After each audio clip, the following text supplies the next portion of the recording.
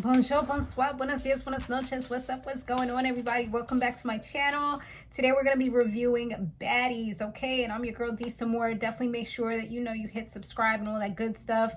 We may go ahead and do Basketball Wives. They be having a lot of episodes, though, so we'll see. I don't know. I'm not going to fully commit, but we're going to give it a little shot. If it either gets boring or I start having other stuff to do on Monday, then I might not be able to be consistent, but we're definitely going to give it a shot. So with this episode, they got a new Baddies bus, which is pretty cool. You can definitely see that the budget has gone up this season. So it's just getting better and better. Plus, like we said before, the caliber of women is definitely different. Like, these girls are more bad and bougie, so they have to do certain things, otherwise I'm pretty sure they would not come, or they would make arguments or whatever it is. So Tommy and Natalie, they end up going on a private jet to Vegas. They wasn't trying to be on the bus with everybody else. And I guess Natalie was feeling a little self-conscious about it. Like, oh, imagine when the girls find out. She's like, so what? At the end of the day, you're the VP, wait, was it VP or project director? Whatever. She's, she got a big name in the show, the EP, the executive producer. So she's the EP, and she's up there too as far as the names. I guess she made sure her name was up there in the credits and stuff too, in order for her to be honest, so she could get top dollars. So she's like, it doesn't matter. Like, they need to put some respect on your name, and they need to stop acting like they're on the same level as you, because at the end of the day, you're the one who gave them an opportunity, but they talking to you like you're on their level, which is true. And I've said that before, like, many times I feel like she stoops down to their level, and she forgets, like, you're supposed to be the person elevating them. Like, you don't see the producers and stuff like that fighting with people, the cast members of Black Ink Crew and all this stuff. Like, they barely come on the actual set to be on TV. Like, we saw the other chick, she was there, but you know what I'm saying? Like, that's pretty much what it is. Like, you're involving yourself a little too much, so they don't really respect you because they feel like you're one of them. So that's the difference that she was trying to let her know. Like, it doesn't really matter what they think at the end of the day. So the girls, they start getting acquainted on the bus. They was having like a whole bunch of fun. Chrisean and Lo, you would have thought they was besties. They was like getting all sexual. The DJ star girl, or whatever her name is, she was all licking Chrisean's tongue. I'm like, no. Do you know where that tongue has been? Like, really? That's what we doing? Like, you might as well, who knows? I was going to say she might as well be doing Blueface too, but they probably have done a little something 3 all together. Who knows? I wouldn't even be too surprised, as long as Chrisean is there and okay with it. But yeah, it was like them two was getting sexual. And Razor, she was showing the girls her tattoos, and Scottie was a little touchy, I could say. Like, she was all like, oh, let me see, like trying to pull her boob out. She like, chill. And then she was like trying to see, she was like, yeah, but I want to see her tattoos. Like, being friendly, like how girls tend to do when they're drunk. Like, because I know I've definitely, been a little touchy-feely on a little drink, you know what I'm saying? So that's kind of what I felt like she was doing. Like, when you around your girls, like, that's what they all be doing. So I feel like that's more the vibe she was giving, because even Chrisean had Razor on her lap and was like going like this to her a few times, giving her fake back shots. So they was all like, getting all up in there. So I guess like maybe Scottie did a little too much, because she was like, oh, let me see the ones over there, like trying to see the ones that was like on her legs and, close to her pum and stuff like that.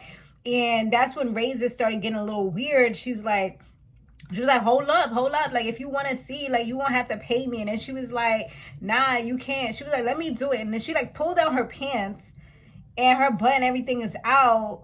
But then it's like every time Scottie did something, it's like she was starting to build up some type of like, I don't know, like frustration, animosity, something towards her.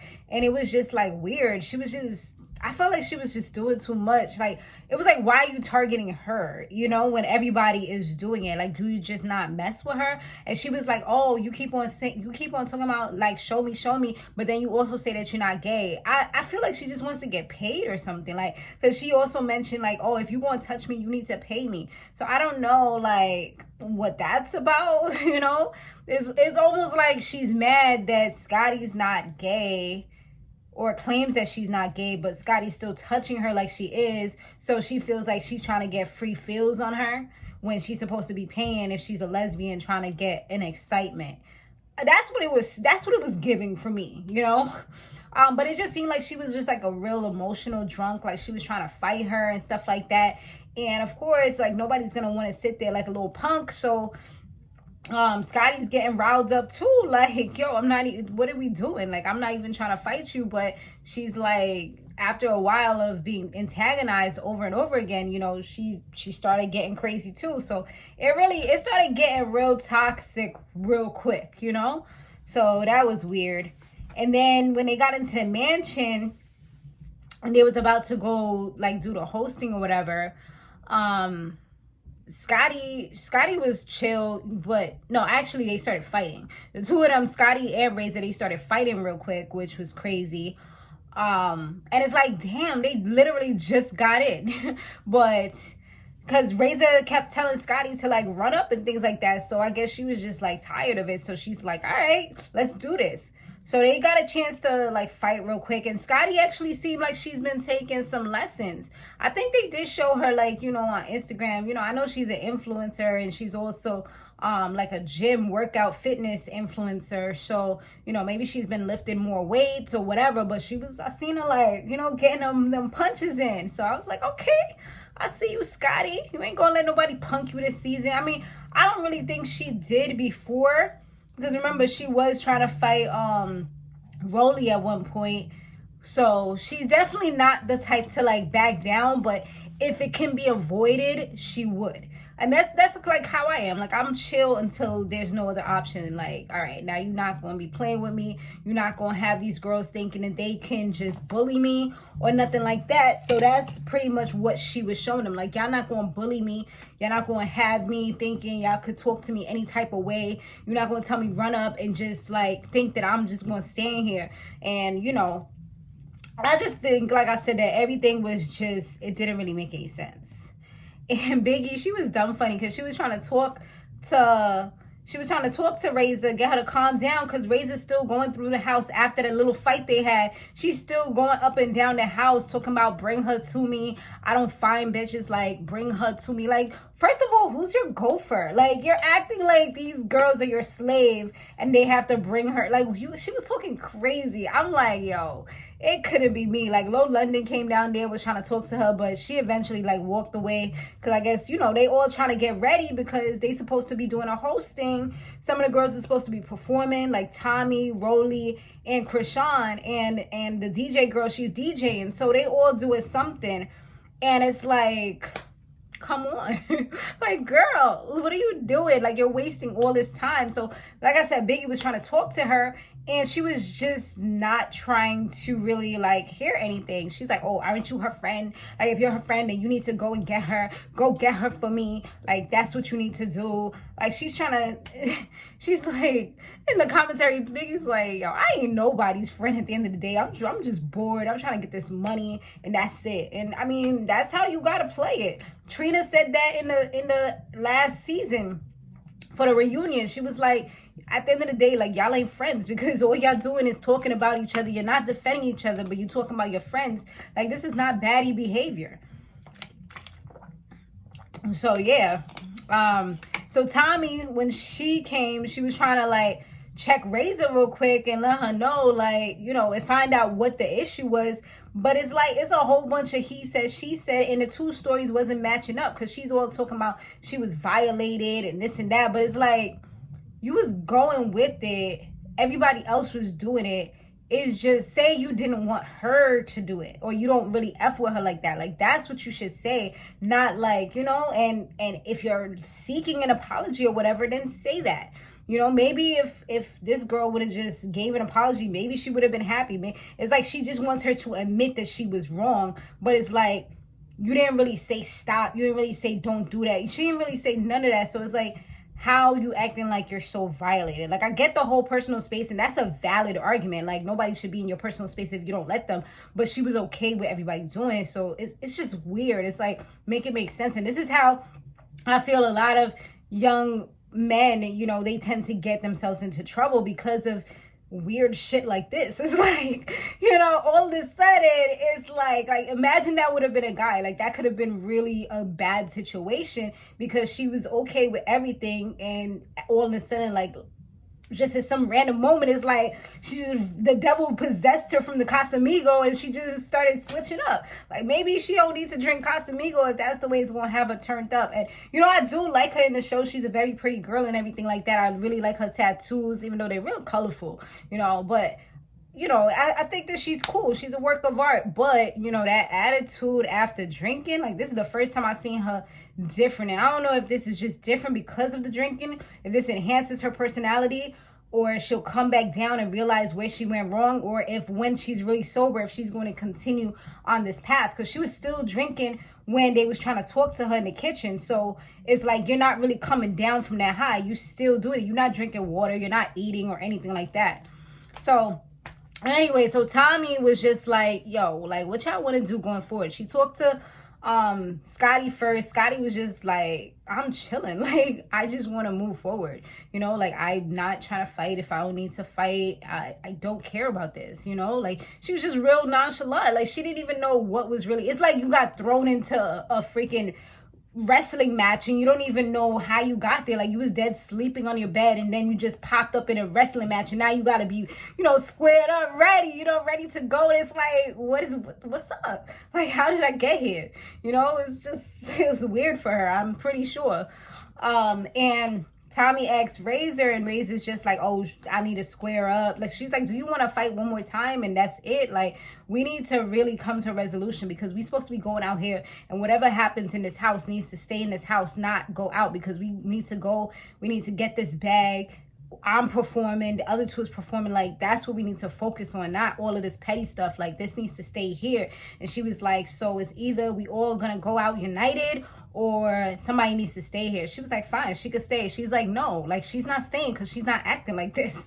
You know, I was so happy that Tommy was like really talking to her like somebody with sense. Like, you know, like really, she was really, I felt like the main person that was able to like kind of ground her and make her really chill. Because like everybody else, she was just kind of dismissing them. Like Lo London, she was kind of dismissing her, even though she was talking to her here and there. I feel like she wasn't really taking it really in. Biggie, she was just really dismissing her because she's like, you friends with the ops? Like, nah, you can't F with me. So I feel like Tommy, finally, she was actually having a decent conversation with her. So yeah, finally, Natalie calls like a meeting. All of them come downstairs. And once again, here they go, fighting again. But, you know, like I said, what's her name did get in a few good hits again. What's her name? You know, Scottie, Scotland. She got in a few good hits again. So finally it seemed like it was coming to a peace, because they was just talking again, you know. She's like, I felt violated. Like, that's what you do. I felt violated. She was like, what did I do or what did I say? And first she didn't even want to say what she said. It was just, I don't know. It was just giving, I don't even know why I'm mad, but I'm mad and I don't know how to get down because then I'm going to look crazy. You know, that's what it was. That's what I was hearing from her inner child, as Tommy had mentioned. She's like, is this the person that you want to represent? Is this the person that you want to be? Because remember your 3 businesses, your salons and all this stuff, your one boyfriend that you said that you have. Like, you need to think about those things. And I feel like she was giving her like a little bit of a different perspective. Like, it's all fun and games, but you got a lot to lose. Like, remember that. Like, is it really worth it at the end of the day? Like, we trying to go out here and really not embarrass ourselves, because you can't be acting like this everywhere. Like, you could do it in the house, you could do it on the street maybe, but once you get out there, you can't be doing all of this. Like, you got to be a little civilized. So you know what was another funny thing? Remember how I've been saying that Biggie's been always putting in this little Spanish ad-libs here and there, saying whole sentences? Like, bro, nobody else, I mean, of course there's viewers out there that she can relate to, which I totally understand, but this is an American show, and I'm not hating. This is an American show, and you know, what are you doing? Like, we don't want to take out Google Translate and be like, what did she say? Let me rewind that, put it on. Like, no, nobody's trying to do that. There's no things on the thing. I mean, I didn't put it on. Maybe it would have it. I don't know. But it's just like, come on. Tommy was like, all right, chill with the Spanish. And then she said something else in Spanish, like it's for the Dominicans or something like that. Like, girl, all right, everybody knows that you're Dominican at this point. Like, we see the ring. We know, you know, that you've mentioned it since the beginning, since day one. Come on, like, who else is speaking the language that you're speaking? Nobody. No, you're saying funny things, but we don't know what you're saying. Like, I know one part she said something about the devil is inside of the girl. Like, damn, girl, you know, and the girl don't even know what you're saying. You talking mad shady in another language. You know what I'm saying? Like, if you got something to say about somebody, say it in English so that they could be mad at you. Anyway, so I mean, like I said, rep your culture, but you know, at the end of the day, it's a whole nother language. Like, it's not like when Spice or somebody does come on and she have on the accent, you know, when she does speak patois. Yeah, y'all. For those of you that are new, yeah, I'm West Indian. But for her to, like, it's not even English, you know, it's not even broken English. It's none of that, you know, it's just, we don't speak that. No hablo inglés, okay? Oh, no, well, I speak English, but no hablo español, right? And I know I probably said that wrong. It's no hables, right? But anyway, so I'll be all over the place, y'all. Razor, she says, once again, like I said, she felt violated. And that's kind of where it was. Like, they just keep on talking about everything. But I don't know. Hopefully they get to a better place so that they can all get out of there. It's kind of where they left it off. You know, they got to leave it at some kind of cliffhanger. Keep us locked in for next episode.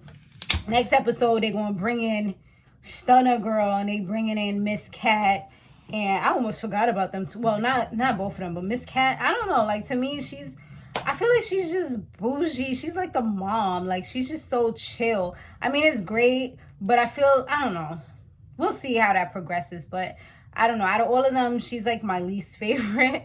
Yeah, and Stunner, she crazy. We'll see how that goes, because it looked like her and Tommy about to still have issues, because she talks crazy and reckless, and it's like, you're not going to be talking to people so disrespectful and think that it's okay. Like I said in the previous review that we did, I would love to see Chrisean and Stunner Girl get into it. I don't know why.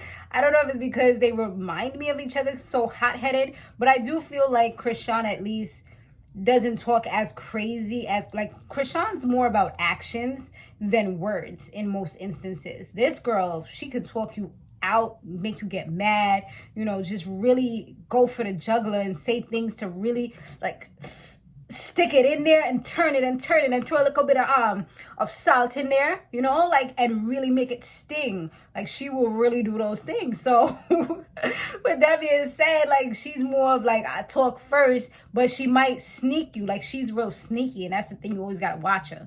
But yeah, y'all, that's the episode. Tell me what y'all thought about it down below. I'll see y'all on the next one later.